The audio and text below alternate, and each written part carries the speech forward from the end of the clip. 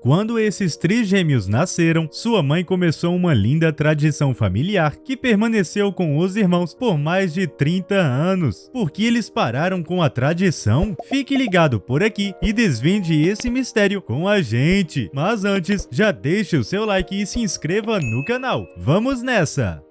Quando Karen Shows soube que ia ter trigêmeos, ela ficou realmente encantada e resolveu se dedicar a guardar cada lembrança da infância de seus meninos com fotos. No aniversário de 1 ano de Peter, Mark e Dennis, em 1985, essa mamãe coruja quis fazer algo especial e por isso colocou os meninos com roupas idênticas no sofá e tirou uma foto deles com uma plaquinha que dizia Unser ein Geburtstag, frase em alemão que significa nosso primeiro aniversário. Mal sabia Karen, mas naquela hora ela tinha realmente inaugurado uma tradição familiar. Isso porque todos os parentes amaram a foto e queriam que ela repetisse no ano seguinte. E foi o que essa mãe fez. Assim, no aniversário de 2 anos dos trigêmeos, Karen atualizou a plaquinha e colocou seus meninos com camisas de futebol para que tirassem a foto. E olha que coincidência, as camisas eram da seleção brasileira. Todo ano um 7-1 diferente.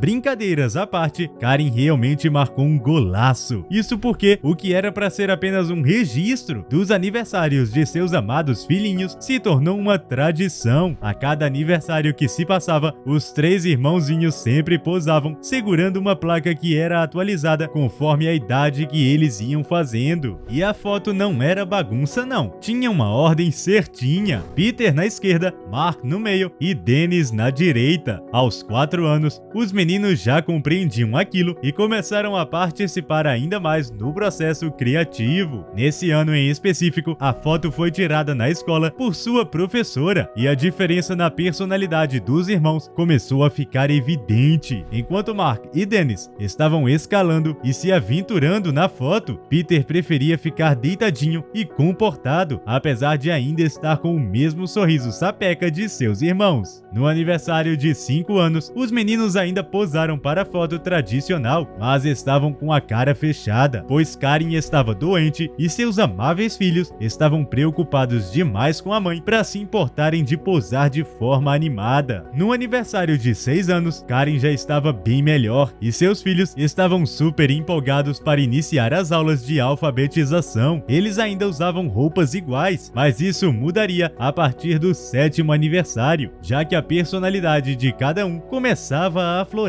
Aos 7 anos, eles não queriam mais roupas iguais, mas a mãe insistiu e pelo menos conseguiu que vestissem o mesmo estilo de macacão. Mas mal sabiam eles que a foto dos 8 anos seria a última que tirariam em casa. Ajustes da vida. Um mês depois que os meninos completaram 8 anos, a casa pegou fogo devido a um vazamento de gás. Todos saíram em segurança e ilesos, mas perder a casa em que cresceram foi um duro golpe para os trigêmeos. Assim, por algum tempo, Karen e os meninos moraram com sua vizinha Vilma. No aniversário de 9 anos dos meninos, ela inclusive ajudou a decorar a placa. Apesar da vizinha ser uma mulher adorável, com uma casa aconchegante, os meninos sentiam falta da casa em que viveram por todos aqueles anos. Assim, alguns meses depois, a família se mudou e viveu temporariamente em um trailer, até que sua casa fosse reconstruída. Demorou 1 ano, mas enfim, conseguiram voltar para seu amado lar. No aniversário de 10 anos, foi a vez dos meninos assumirem de vez a tradição familiar. Eles decidiram que, com a casa reconstruída, era a vez de um novo cenário. Assim, decidiram que todo ano tirariam a foto no jardim de casa. Apesar da pouca idade, Peter tinha economizado o dinheiro da mesada e conseguiu comprar uma câmera nova, pois perderam a antiga no incêndio. E os 3 fizeram tudo sozinhos. Peter ligou o cronômetro, correu de volta para a posição e os 3 pousaram com o cartaz nas mãos. Graças à câmera de Peter, eles puderam continuar sua tradição. No ano seguinte, não foi a mãe ou a vizinha que tirou a foto, mas sim uma menina, a namorada de Peter, Eva. Como Peter era um garoto quieto e educado, foi o primeiro dos três a ter uma namorada. Ele e Eva se encontravam depois da escola e estavam muito apaixonados. Já Dennis e Mark gostavam de se meterem em encrencas e não ligavam muito para as garotas. Mas aos 12 anos, a vida dos meninos começou a mudar. Você está bem, Peter? Enquanto Mark e Dennis estavam prontos para começar uma nova etapa escolar, Peter visitava frequentemente o consultório médico. Até agora, os irmãos não sabiam o que estava acontecendo. O menino, às vezes, ficava fora da escola por dias, mas essa era a menor das preocupações de Karen. Afinal, como a mãe dedicada que era, ela só queria saber o que estava acontecendo com seu querido filho. Logo, veio o diagnóstico. Peter tinha epilepsia. Aos 13 anos, Peter precisou encarar algo que o abalou profundamente. Como ele faltava muito, acabou repetindo de série. O menino ficou muito triste de não poder continuar na turma de seus irmãos, mas era a melhor decisão para seu futuro escolar. No ano seguinte, Peter começou a se destacar como um dos alunos mais inteligentes da escola, e o fato dele ter ficado para trás de seus irmãos não abalava mais. Inclusive, graças ao seu brilhantismo e trabalho duro na escola, Peter conseguiu pular uma série. Ele fez várias provas e, considerando seu histórico exemplar, conseguiu voltar para a mesma turma de seus irmãos. Por esse motivo, a foto dos 15 anos realmente foi especial, mas não apenas por isso, mas sim porque ela realmente foi um divisor de águas. Dali pra frente, os meninos já eram praticamente homens feitos. Aos 16 anos, os trigêmeos já estavam muito maduros e adquiriram a moda dos cabelos tingidos. Assim, Peter ficou ruivo e Mark pintou os cabelos de preto. Dennis foi o único a manter o loiro original. Ainda nesse mesmo ano, Peter conheceu sua segunda namorada, Susan. O que o futuro nos reserva? Aos 18 anos, os três irmãos tinham concluído o ensino médio e começavam a escolher suas possíveis carreiras de trabalho. Mark desejava se tornar professor de educação física e Dennis um fisioterapeuta. Enquanto isso, Peter queria cursar arquitetura, só que isso seria complicado, pois ele precisou se mudar para a capital do país, Berlim, para poder cursar a universidade. E depois do que passou na infância, Peter não queria estar separado de seus irmãos. Foi aí que no aniversário de 20 anos, Dennis e Mark comunicaram que eles também iriam se mudar para ficar perto do irmão. Mesmo morando em Berlim, isso não impedia os rapazes de irem até a cidade natal e tirar sua tradicional foto de aniversário em frente ao jardim de sua antiga casa. Karen não poderia estar mais orgulhosa de seus meninos. Aos 23 anos, Mark, Dennis e Peter estavam formados na faculdade e pretendiam voltar para casa comemorar seu aniversário com sua mãe e depois continuarem a dar seguimento em suas carreiras profissionais. No entanto, as notícias não eram boas. Karen estava com um tumor no intestino. Assim, os três decidiram voltar para casa em definitivo e se revezarem nos cuidados com sua mãe. Inclusive, a namorada de Peter decidiu mudar também e ajudar os meninos. E assim foi a rotina dos rapazes até seus 27 anos. Infelizmente, em 2012, Karen perdeu a batalha contra sua doença e veio a falecer. Os irmãos herdaram a casa e decidiram morar todos juntos. Eles amavam muito a casa por conta de suas lembranças. Nesse mesmo ano, Peter e Susan também descobriram que iriam ser pais. Os trigêmeos não poderiam estar mais felizes sabendo que o bebê de Peter cresceria na mesma casa que eles. Em 23 de abril de 2013, nasceu o filho de Peter e Susan, Noah. Foi um dos momentos mais felizes de suas vidas. Enquanto Peter estava aproveitando o momento de se tornar pai, Mark e Dennis estavam ainda mais empolgados por se tornarem tios pela primeira vez. Aos 30 anos, os irmãos não só posaram com a tradicional placa, como também resolveram fazer uma comemoração especial, dando uma grande festa. E nada melhor do que aproveitar essa data para finalmente unir Peter e Susan em um matrimônio, não é mesmo? Aos 32 anos, os trigêmeos estavam no auge dos melhores dias de suas vidas. Os três tinham uma boa carreira e muita alegria em família. Para completar a felicidade, Peter logo descobriu que seria pai de seu segundo filho. Infelizmente, aos 33 anos, tudo isso mudou, pois o rapaz sofreu um ataque epiléptico enquanto dirigia e acabou batendo o carro. Em respeito ao seu irmão, Mark e Dennis não continuaram a tradição, porém porém decidiram contar essa adorável história nas redes sociais. A tradição que Karen iniciou com seus filhos realmente mudou tudo. Graças a ela, Mark, Dennis, Susan e seus filhos sempre terão lindas memórias de Peter.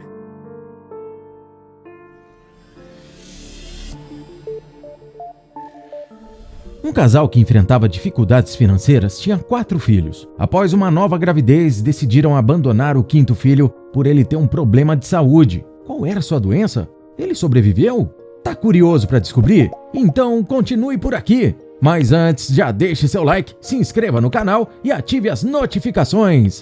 Vamos nessa!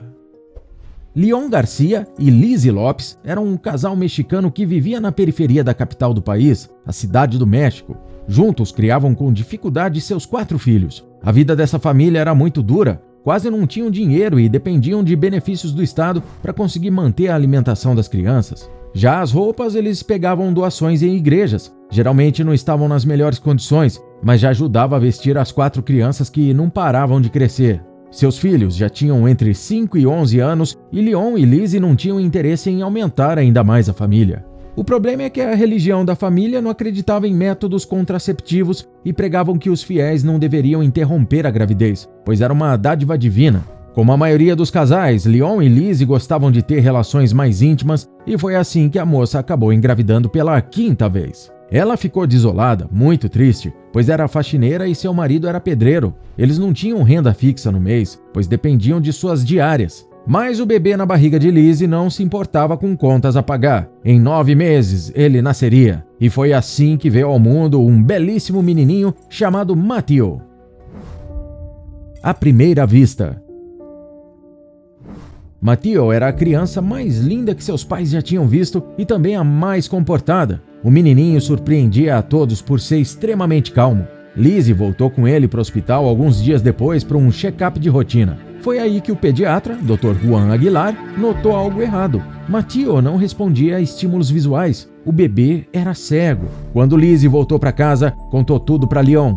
Ele ficou descontrolado e começou a dizer para a esposa que não teriam como custear uma criança cega. Foram vários momentos de constantes brigas até que um dia Leon disse: "Nós precisamos nos livrar desse fardo, Lizzie. Vai com essa criança em algum lugar e a deixe. Se Deus for bom, alguém vai encontrar Matthew e cuidar dele. Não temos como ajudá-lo." A esposa obedeceu ao marido e, aos prantos, levou a criança em um carrinho de bebê até um parque que era próximo do hospital. Era um parque movimentado, então ela tratou de despachar o bebê o mais rápido possível e ir embora. O olho que tudo vê.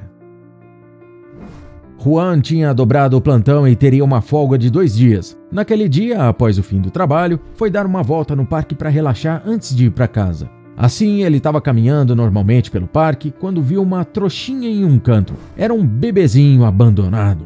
Juan o levou para casa e informou ao serviço social o ocorrido. Ele ofereceu para o bebê ficar em casa como lar adotivo, já que era pediatra. Depois de algum tempo, ficou claro que ninguém iria procurar a criança. Mas Juan não conseguiu levar o menino para o serviço social, pois tinha se apegado a ele. Resolveu adotá-lo. Um dia, em mais um check-up de rotina, percebeu que o menino não enxergava. Foi aí que ele se lembrou de Lizzie. Procurou a ficha da mulher no hospital e foi para o endereço indicado no papel. Chegando lá, descobriu que a família não morava mais na casa. O senhorio tinha expulsado eles por estarem devendo aluguel. Juan não acreditava no que Lizzie tinha feito ao abandonar seu próprio filho. Ele ficou muito sentido porque fazia 1 ano que seu filho tinha falecido e seu casamento acabou por isso. Assim, ele decidiu dar uma boa vida para o pequeno Matthew.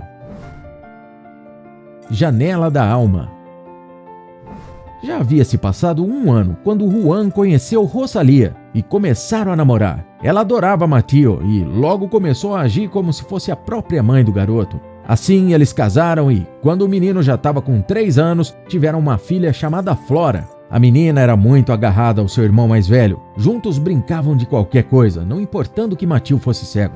Porém, Juan queria que a vida do filho pudesse ser melhor. Ele sentia que a falta de visão poderia limitar Matthew e que a sociedade sempre o veria como inferior, como um mero deficiente. Por isso, Juan não deixou de pesquisar cirurgias corretivas da cegueira até que um dia ele encontrou um procedimento que tinha boa taxa de compatibilidade com o caso de Matthew. Assim, resolveu arriscar. Com 5 anos, Matthew já estava apto para essa cirurgia experimental nos olhos. Enquanto ele estava na sala de operações, sob os cuidados dos melhores médicos possíveis, seu pai, mãe e irmã estavam no corredor rezando por um milagre. E ele veio super curioso. A cirurgia foi um sucesso e logo Matthew estava vendo todas as cores do mundo. Ele ficou admirado com tudo, principalmente com o sorriso de sua irmãzinha. Um homem bom. Matthew cresceu, se formou e entrou para a faculdade de medicina. Com a boa educação que teve, ele era um aluno de destaque. Resolveu se especializar em cuidados com a terceira idade, pois acreditava que alguém precisava ser apoio dos idosos, assim como seu pai era para as crianças. No auge de seus 30 anos, seu pai lhe chamou e, com calma, contou que Matthew era adotado. Ele ficou arrasado com a notícia, mas, com a ajuda de uma terapeuta, percebeu que nada iria mudar na sua relação com seus pais e sua irmã mais nova. Assim, preferiu ignorar a informação e seguir com aquela vida sendo quem ele era, ou seja, o Matthew Aguilar, filho de Juan e Rosalia e irmão da Flora. E, devemos dizer, noivo de Candela, uma de suas colegas do hospital. Por falar em hospital, um belo dia deu entrada uma senhora que não estava nada bem. Ela era muito idosa e estava com várias complicações de saúde. Matthew sentiu bastante empatia pela senhora, mas foi ensinado a não se conectar muito com os pacientes. Ainda assim, estranhamente, a história dela mexia um pouco com ele. Essa senhora precisou ser internada e Matthew ficou cuidando pessoalmente dela. A idosa gostava muito do médico e vivia lhe contando histórias da sua vida. Um dia, ela ficou encarando longamente a janela, observando a chuva que estava caindo do lado de fora e disse ao médico que precisava tirar um peso do coração antes de falecer. Então, começou a falar. Sabe, doutor, eu tive 5 filhos e o meu maior arrependimento foi ter abandonado um deles. Mas ele era cego. Como eu poderia ajudar ele sendo apenas uma pobre faxineira? O nome dele era o mesmo que o do senhor, Matthew. Ele arregalou os olhos e ouviu atento até o fim do relato. Era exatamente o mesmo lugar e a mesma época em que ele foi abandonado. Aquela senhora era sua mãe. Ela terminou o relato chorando e dizendo que queria muito saber como ele estava. Matthew sentou na poltrona ao lado da cama dela e pegou em suas mãos, dizendo: a senhora pode ficar tranquila, porque aquele bebê cresceu em uma família cheia de amor e agora ele não só vê, como é médico. Depois, Matthew resumiu um pouco de todos os acontecimentos de sua vida. Lizzie chorava muito e lhe contou que as coisas não foram tão prósperas para seus outros irmãos e que ficou feliz por ele ter tido uma vida tão boa. Aquela velha senhora murmurava: me perdoe, filho, me perdoe.